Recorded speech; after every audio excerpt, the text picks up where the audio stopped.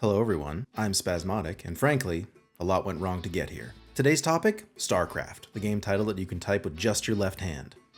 You looked down to check, didn't you? Now for those of you who don't know what StarCraft is, congratulations! I now know that we have nothing in common and can never be friends. Also, if you find yourself in South Korea, friendly advice, don't relinquish that information out loud, because over there I think that may actually be grounds for leniency and murder. StarCraft is a real-time strategy game, or RTS for short, where you craft stuff on stars and order tiny conscripts to relieve people of their capacity for comm. I can't build my depot! These conscripts can range from Space Force employees to aliens that shoot lightning out of their eyeballs to the prickly pear cactus if it could fly or burrow underground. It's like playing Monopoly if everything was on fire and you could literally drop a fucking nuke on Park Place if someone put a hotel on it. Put simply, StarCraft is like rubbing boiling hot Nutella all over your balls. But even the finest of baguettes eventually get stale, so, like political opinions at a family reunion, it was time I spiced things up. I felt like exploring the depths of my bottomless well of stupidity today, so to honor a game that let us explore so many possibilities, I took the most absurd options, amassed enormous armies of them, and then wasted precious hours of my life beating lifeless computer players in the hopes of amusing the 3 people that will watch this.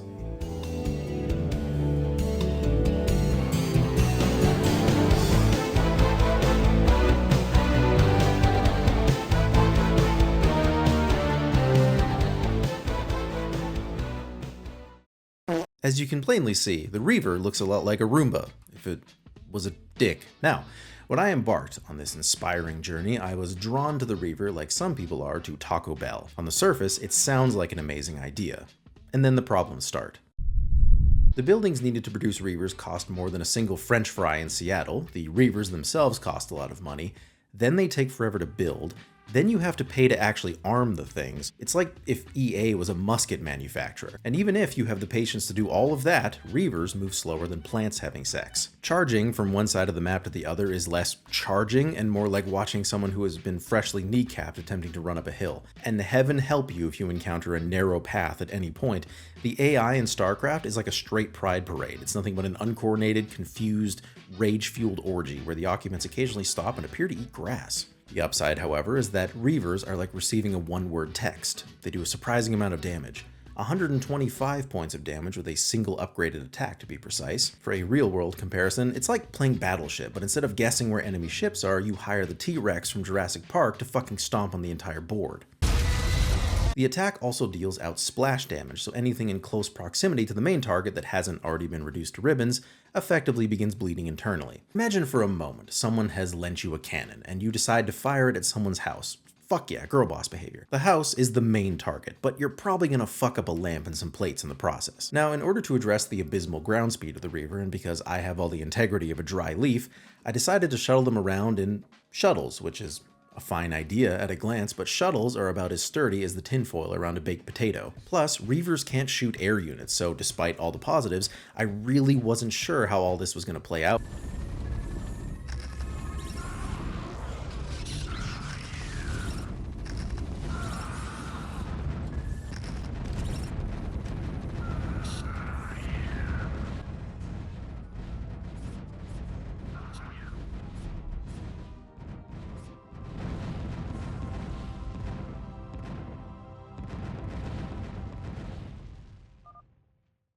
Well, as it turns out, nothing lasts very long against a sea of angry dick monsters. Before you fill in the blanks on the appearance of the ghost, I should tell you that he is not an entity that survived death in a non-physical form.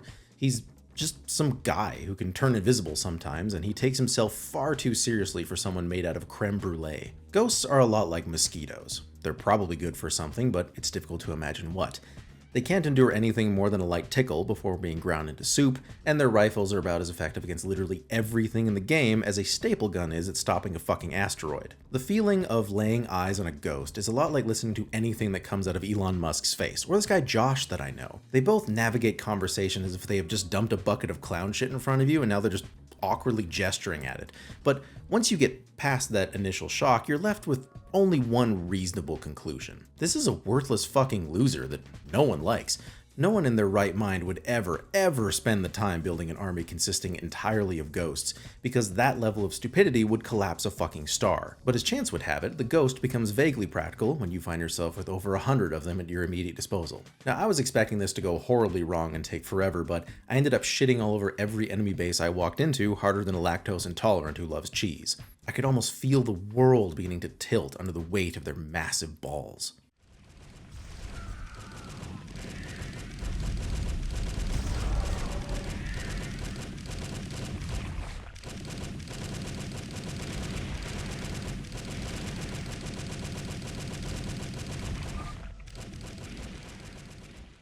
The Vulture is a little race car being driven by a rude, sneering, boorish asshole rocking the no custody look. What do you want? Hey, fuck you, guy. This man has assistant manager vibes all over him.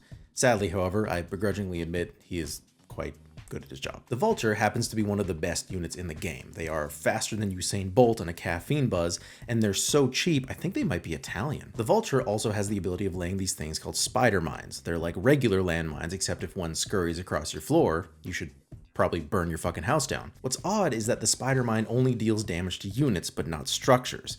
Now this makes sense from a balance standpoint, but from a realistic one, it's absurd.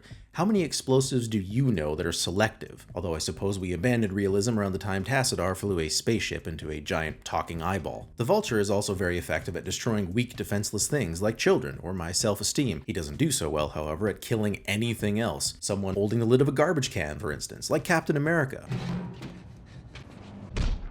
Buildings are also immune to the Vulture's charms, which is problematic because buildings need to die in order to end the game. The Vulture is also not great at being alive. It falls apart faster than arguments in favor of racism, so carelessly sending a pack of these things into an enemy base is a great way of seeing what the inside of a paper shredder looks like. But I disregarded all the negatives, figuring they would hold little to no meaning after blanketing an enemy base with hundreds of them, and I was correct to an extent, but my god, these assholes take forever to destroy a base. It was like trying to demolish a city block by throwing balled up newspapers at each building.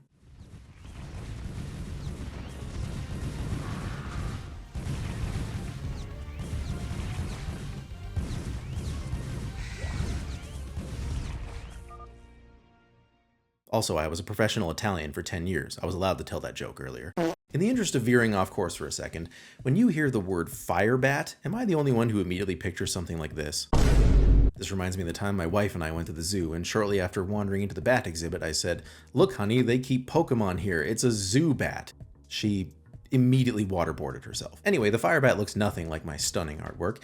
It's just a dude who carries around 2 cans of cooking spray and a lighter, and he references fire more than necessary. If you click on him or move him around, he'll say shit like, or, fire it up, or, let's burn, or, wanna turn up the heat, or, can I sniff your chair? Wait, what? Basically a collection of phrases that encourage arson as well as inspire vaginas to dry up faster than a salt lick. Now the Firebat is an interesting unit because he is useful in certain situations, but in large numbers his efficiency goes down dramatically, like a group project in university. The problem lies in the fact that he has to walk up to something in order to set it on fire.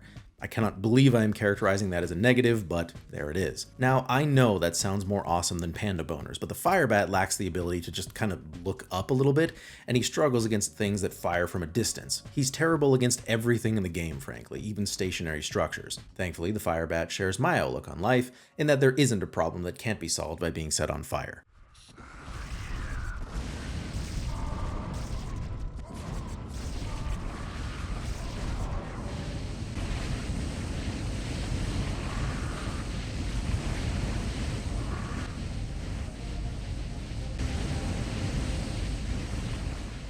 This was like watching Independence Day, but in slow motion.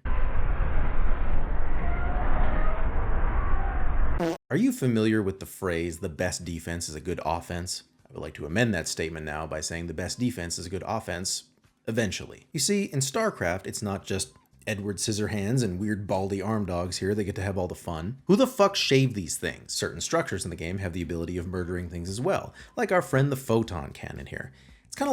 It's like how in Star Trek, you know, when they say, arm photons. the photon cannon is that, but the photons, they come out of a cannon, you see. It's the same fucking thing is what I'm saying. The sunken colony, meanwhile, is a terrible name to describe a giant tongue that appears to summon bamboo shoots and tries to cram them up the asses of distant targets. It's not often you see players slow marching either of these structures en masse directly at an enemy because both buildings have an attack range similar to that of those marble statues that pee. Meaning, if the enemy player has a functioning brain in a single unit that fires from a distance, your shit will rapidly be ruined. Luckily, however, I'm a person of honor and integrity and perseverance, and as I was saying, this was like weaponizing a fart in an elevator. There is no escape.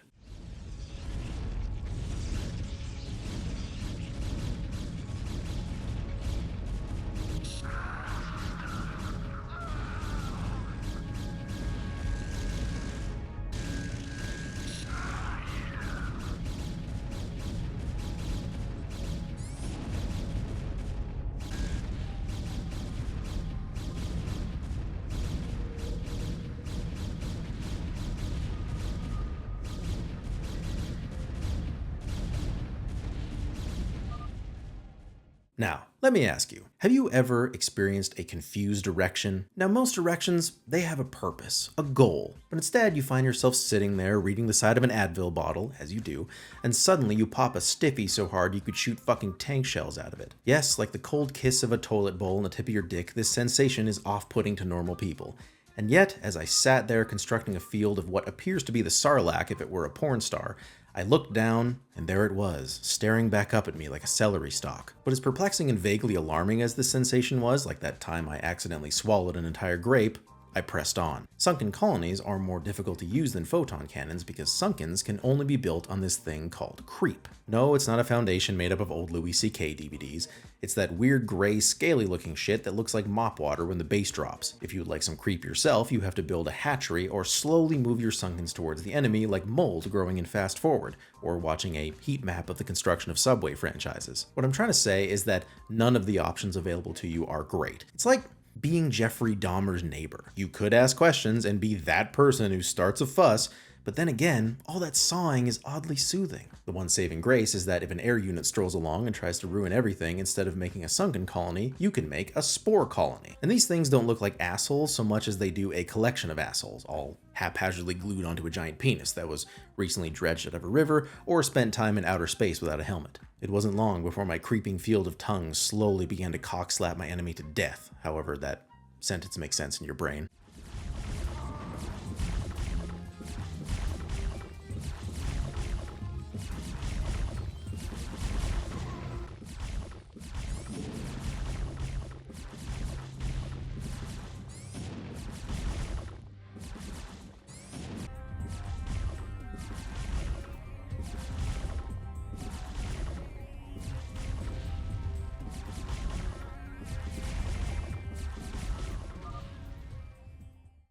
Is this what hentai is?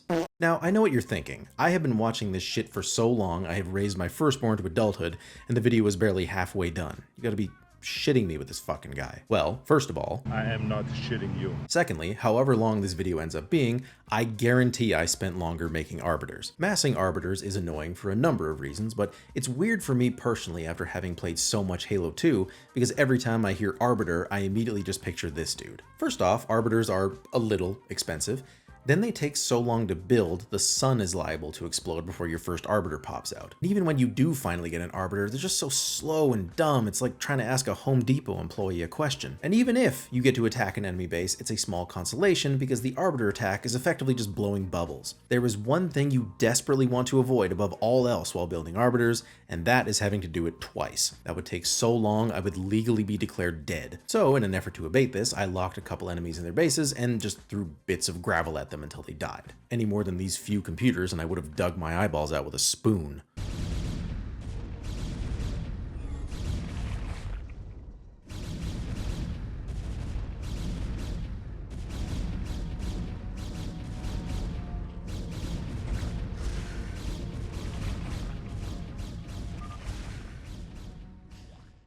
Out of every unit on this list, Infested Terrans were the unit I was looking forward to making the most. I was hot and ready for this shit like Little Caesars, probably because their only purpose in life is to run it whatever you tell them to and explode, and I appreciate that level of commitment, but mostly because they look like anteaters. You're gonna sit there with a straight face and tell me that a proboscis isn't a common selling point for people? The Infested Terran reminds me of Freddie Prinze Jr. in that you never get to see either of them. Like, truly, what is that guy up to? Wasn't he a Power Ranger? Anyway, in the case of the Infested Terran, it does make perfect sense.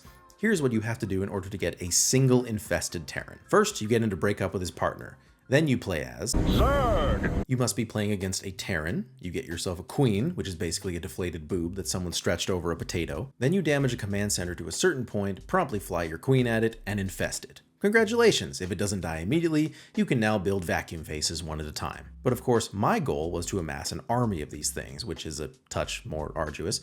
First, I played as Protoss, then I made these things called Dark Archons, which look like cotton balls that soaked up a nosebleed. The Dark Archon has this ability called Mind Control, which behaves very much like trans people, slowly infecting the minds of our children. So I use this not only to make myself gay, obviously, but to steal a drone from my Zerg friend and an SCV from my Terran friend. I now had the ability to play as all three races at once, which is so fucking awesome. It's like if the cold side of your pillow ate your entire ass. Like, I don't think you fully understand. Seeing cloaked battlecruisers is like if you melted down Kate Beckinsale and pumped her up your rectum. It's a very ass-forward experience overall. Now at this point, it occurred to me that despite playing this game since the day it was released, I had never actually used Infested Terrans to a large extent before. I figured it would be pretty straightforward. I would just point them at what I wanted to die horribly. So imagine my surprise when I learned that Infested Terrans are deeply fucking stupid. If you send a pack of Infested Terrans in a general direction with the attack command, they won't attack everything along the way like normal units do.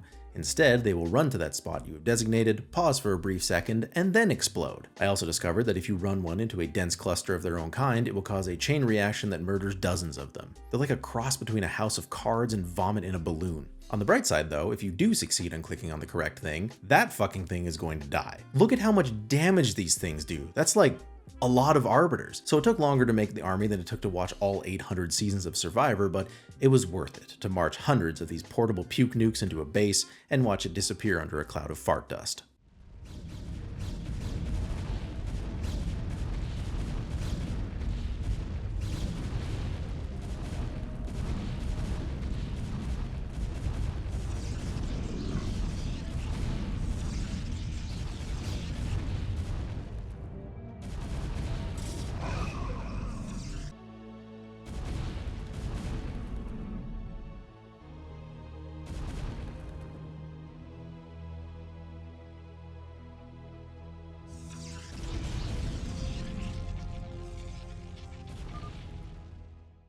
For those of you who know StarCraft even reasonably well, you're probably sitting there right now thinking to yourself, why does my pee have bones in it? Either that or you're thinking, defilers? How the fuck does that work? Some of you may have figured it out already, and you know what? Feel free to point that stud finder at yourself any day. Stud. And for those of you hopelessly deprived people out there who have no idea what a defiler is, let me explain. It's a strange mix of a giant scorpion and a centipede with repressed anger.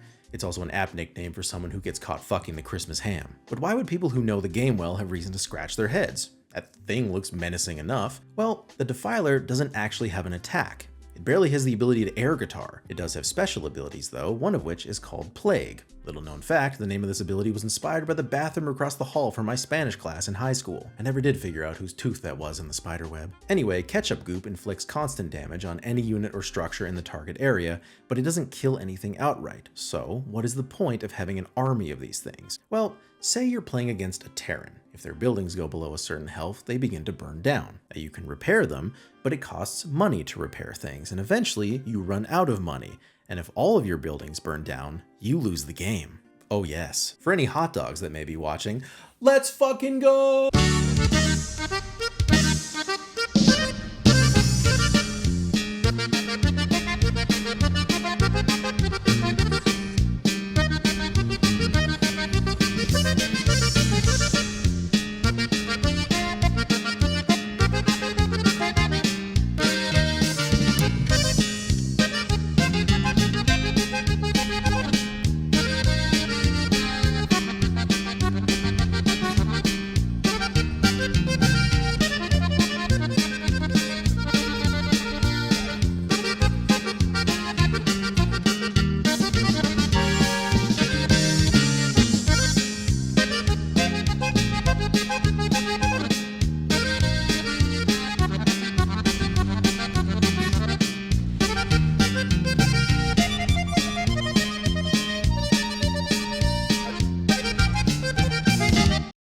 Now, I know I made that look super fun because I'm a great editor and definitely know what I'm doing, but if I'm being honest with you, this was disquieting.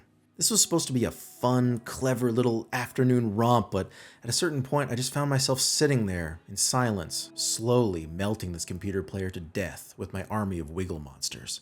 Workers are the first units you have at the beginning of a game. If you play as Zerg, you start with drones, which look like what might pour out of Mitch McConnell's mouth if he was allowed to speak for too long. If you play as Protoss, you start with probes, which surprisingly and regrettably do not go up someone's ass. And if you play as Terran, you start with SCVs, which are black men stuffed in little buggies condemned to a life of endless physical labor. Don't worry about it. Now, the only function these units reasonably serve is to collect resources and build structures. Over time, however, players eventually realize they have some defensive and offensive capabilities.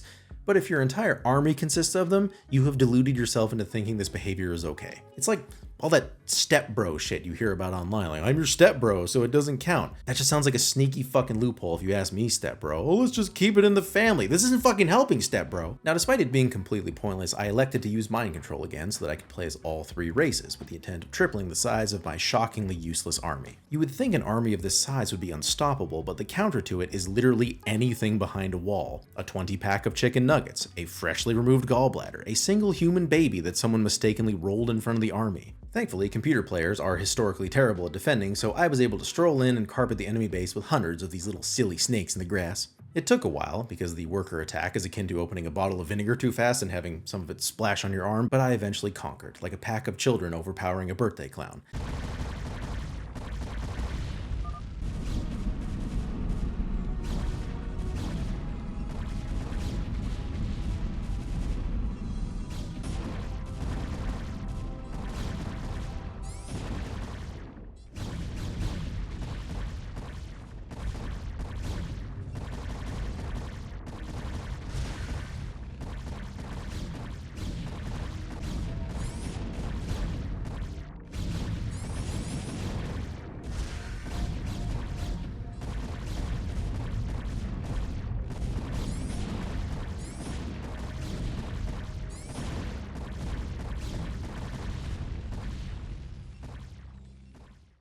I've mentioned these balls of joy assisting behind the scenes a couple times now, but at last it is time for them to take the spotlight. Kind of. The Dark Archon is part giant furball, part lava lamp, and exists for the sole purpose of being the most annoying asshole it can possibly be. It's like if someone frisbeed star anise in your eye like a shuriken, you'd be like, ah, you fancy fuck, why? That's so awesome, I love it, oh my god. Now, if you've ever wondered what a nerd sounds like when they're either coming really hard or holding in a really big shit, showing them a Dark Archon is a fantastic method of extracting those sounds, and quickly. Best had a very good read on the situation. Oh my god, is he going to be able to get this up in time? Oh my god. There is no strategic advantage to having dozens of them, however, unless you're me, desperately trying to fill the void where my personality used to be. But once again, we have entered a realm of confusion for both experienced and inexperienced StarCraft players alike. While it does look frightening, the Dark Archon can't attack anything. So, what is the point of this? Well, you remember our old friend Mind Control, don't you? As you may recall, it's an ability that allows you to permanently possess people, like a Fox News segment on gun control. You know, this wouldn't be a problem if humans weren't so squishy and in the way all the time. Put simply, I had the ability to steal shit, and with several Dark Archons, I could steal everything. So I did. This was very befitting for me as someone who takes pride in his mediocrity and habitually adheres to low expectations. I just let a computer player do all the work and then I stole all of his shit. It was like having a first-person view of taxes. I can only imagine what it must have looked and felt like from his perspective, his army turning against him one by one while a field of ginger balls gazed on. His troops turned on him faster than society would if you somehow ended up donating 4 kidneys. As if there's a cap on generosity. God.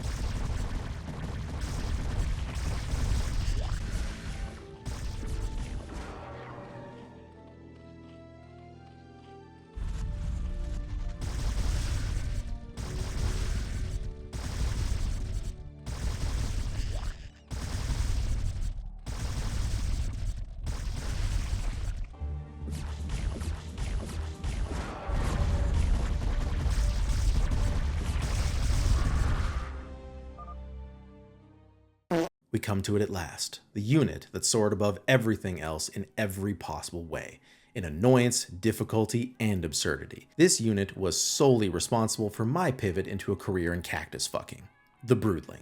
The Broodling comes courtesy of our old friend the Queen, still looking very much like a lamp in Leatherface's living room. Now, I feel that it is important to press pause on all this and discuss where the Broodling comes from exactly, because if I'm being honest, I'm not entirely sure. At a glance, it looks like the Queen spits them out like an unwelcome pube, but it also kind of looks like she launches them out of her ass. That would only make sense if her ass was on the front of her body, though. Now, it does look like she tilts backwards first, in fairness, but it makes more sense, biologically speaking, to say that the Broodling rockets out of the Queen's huge flappy vagina, but it also kind of looks like a dick pops out first, like Alien. Anyway, this ability is called Spawn Broodling. You can instantly kill a wide range of units with it, and afterwards you're gifted 2 tiny, impossibly fragile toy cars with a rapid shelf life to gently whistle dust at your enemy with. The Broodling is truly useless. Despite my judo grip on the English language, it is difficult for me to articulate just how powerfully useless it is. Picture a child trying to help with the mortgage by paying you in buttons. You're like, that's great, champ, good effort, you did nothing. Now, the first thing you need to mass Broodlings is a fuckload of queens.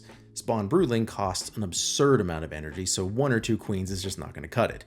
You need to at least match the population of Belgium. Then you can either spawn Broodling almost every unit your opponent has to slowly build up your army that dies faster than avocados, or if you have the drooling maniac gene, you can spawn Broodling your own units. This isn't against the law, I checked.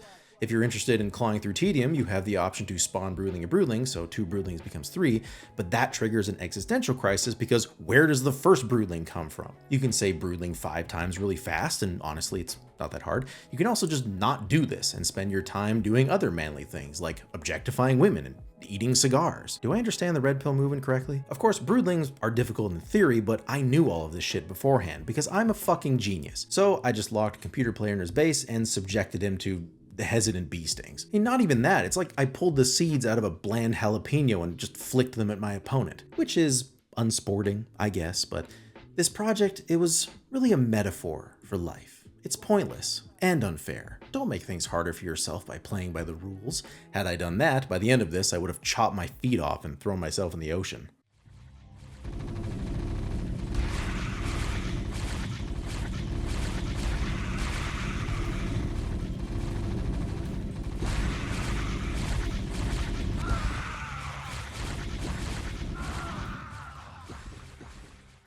Thank you so much for watching, everyone. Well, except for a couple of you. You know who you are. Go fuck yourself, cockweasels. As for the rest of you fine, beautiful people, I do hope you had a good laugh or two. My intention was for this video to be just completely silly and be open and welcome to everyone, aside from, obviously, terrible people, of course. Fuck them. This was never intended to be something to be taken overly seriously. I just felt like having a bit of fun myself and hopefully providing a little brightness and levity to someone's day. And now, may you show this video to your children to give them the wrong ideas about life.